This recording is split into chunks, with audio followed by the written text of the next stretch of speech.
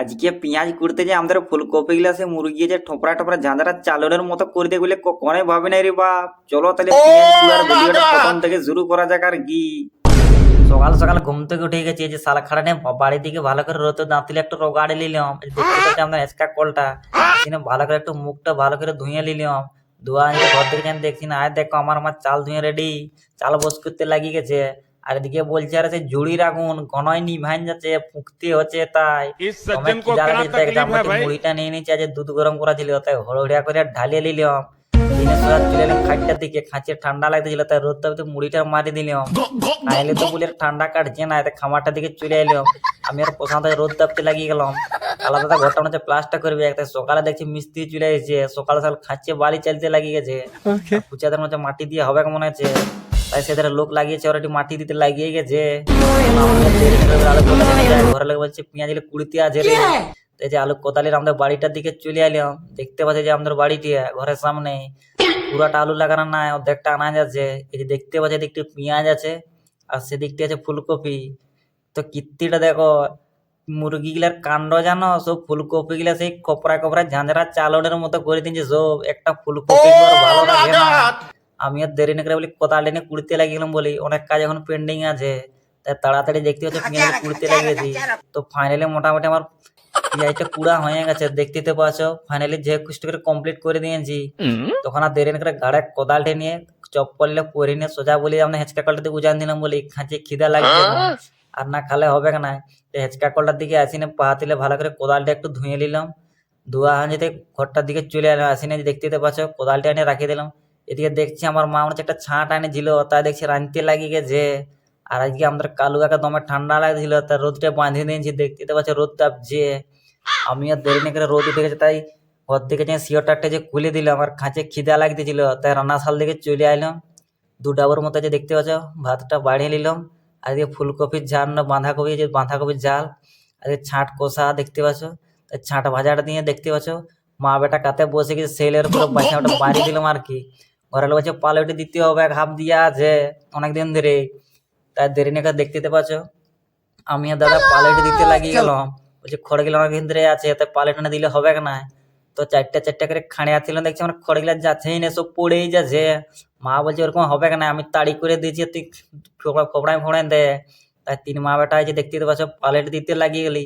Finally মোটামুটি আমাদের পালেটে complete হয়ে গেছে, অনেকদিন ধরে পেন্ডিংয়ে ছিল বলছে ঘরের লোক। যাকে এটা পরিষ্কার হয়ে গেল, পালেটে মোটামুটি দিয়ে হয়ে গেল। দুপুরে চানটা করে নিয়ে কপির ঝালের ছাঁটা ভাজাটা দিয়ে পুরো ভাতটা দুপুরে মোচা আর মারি দিলাম সেই লেভেলে।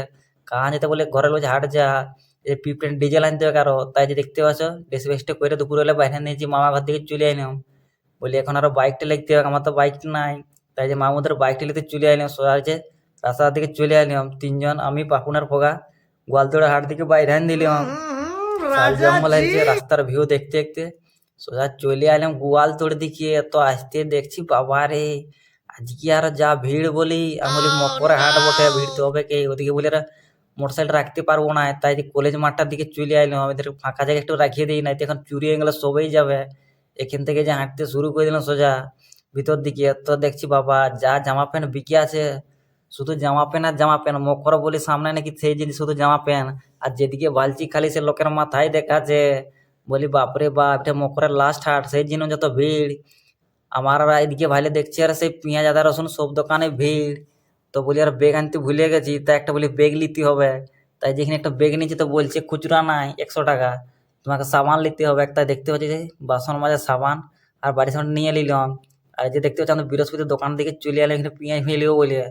তা পেঁয়াজ আদা রসুন সব বাছাবাছি করে ডালিয়ে রেডি। তাই দেখতে পাচ্ছি সব আমার লিয়া হয়ে গেছে কিনা, পেঁয়াজ আদা রসুন গুলা নিয়ে নিলাম। আর হাঁটতে শুরু করে ওদিকে বলে যাওয়াই যাবে না, খাচ্ছে ভিড়। এদের বই মেলা হচ্ছে নাকি, এদের বলে শর্টকাট করে দিতে হবে। তাই যে হাঁটে হাঁটে সোজা চলে এলে আমাদের যে বাইকটার দিকে। এখানে বাইকটা বলি আছে যা কেউ লেগে নাই, তাই বাইকটা চাপে নিয়ে সোজা বলি যে কৈলামুড় দিকে উজান দিলাম, বলে একটা পাইমার নিতে হবে, ঘরে গ্রিল গিলে এখন রং করবো বলে। তাই যে রং দোকানটা দিকে চলে এলাম, 1 লিটার মধ্যে একটা পাইমার নিয়ে নিলাম। দেখতে তো পাচ্ছ পাইমারটা লিয়া হয়ে যেতে সোজা দেখি কাকিমাটার দোকান চলে এলাম। ছানাগুলো বলছে চাউমিন খাবো, তাই দেখতে পাচ্ছ চাউমিনটা নিয়ে নিয়েছি।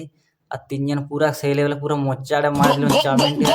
খাওয়া হয়ে যেতে সোজা যে চলে এলাম পেট্রোল পাম্পের দিকে, ডিজেল নিতে হবে এখন, আরো ঘরে আলু পাওয়াতে হবে। তাই যে দেখতে পাচ্ছ তেলটাও লিয়া হয়ে গেছে, এখন ঘরের দিকে রওনা দিয়ে নিলাম। আর দেরি করে ঠান্ডা লাগছে বলি এখন ঘর দিয়ে যেতে হবে। তাই যে দেখতে পাচ্ছ সোজা এখন ঘরের দিকে ফাইনালি মোটামুটি চলে এলাম। যাক, এই যে আনাজ পাতি তেল ফেল নিয়ে রাখিয়ে দিলাম। তো ঘর আসতে আমার রাতেই হয়ে গেছিল মোটামুটি। এদিকে আমার মা আটা থানে রেডি, রুটি করবে। তা দেখতে পাচ্ছ বেলতে লাগিয়ে গেছে এখন। আর আমার খাঁচে ঠান্ডা লেগেছিল, বাইকে আইলাম নাকি জানি না, তাই যে হাতটা বলে একটু সেঁকেলি আর দেরি না করে। আর রাত্রেবেলা যে রুটি টেনে বসে গেছে আর পুরো রাতে রুটিটা মোচাড়েন মারিয়ে দিল। এরকম নতুন নতুন ভিডিও দেখলে তোমার পেজে ফলো করো আমার আর কি।